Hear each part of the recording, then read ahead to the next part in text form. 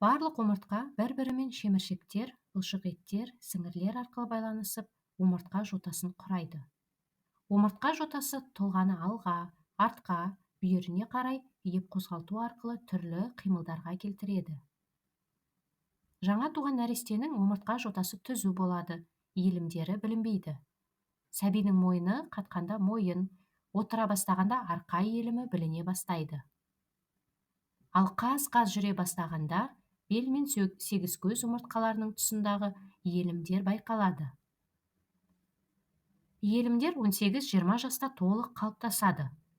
Омыртқа жотасының алға және артқа қарай иілімдері адамның тік жүруіне байланысты қалыптасады. Ал омыртқа жотасының бір бүйіріне қарай қисаюы сколиоз ауруы деп аталады.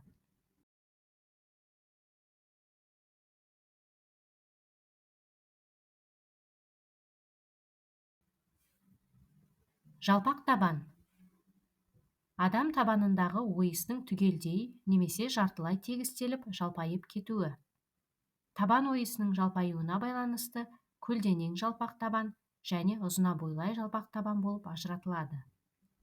Біріншісінде табанға аяқтың бес бақайшақ сүйегінің алдыңғысы ғана тірек болып, еденге табанның басы ғана тимей тұрады. Ал екіншісінде аяқты басқанда табан толықтай еденге тиеді. Ал ондай жағдайда табан ойысының белгісі де қалмайды. Жалпақ табанның іштен туа біткен және жүре пайда болған екі түрі болады. Туа біткен жалпақ табан сирек кездеседі. Себебі олар табан сүйектері мен жіліншіктің жетілмеуінен болады. Жиі кездесетін түрі жүре пайда болған немесе статикалық жалпақ табан. Ол балаларда мешел ауруының салдарынан тым көп салмақ қосқаннан болса, ересек адамдарда, әсіресе күні бойы тік тұрып қызмет істейтін, ауыр дене еңбегінен, аяқ киімді дұрыс таңдап кимеуден, табанның, тілерсек пен қосылған буынның, жіліншіктің тағы басқаның жарақаттануынан болады.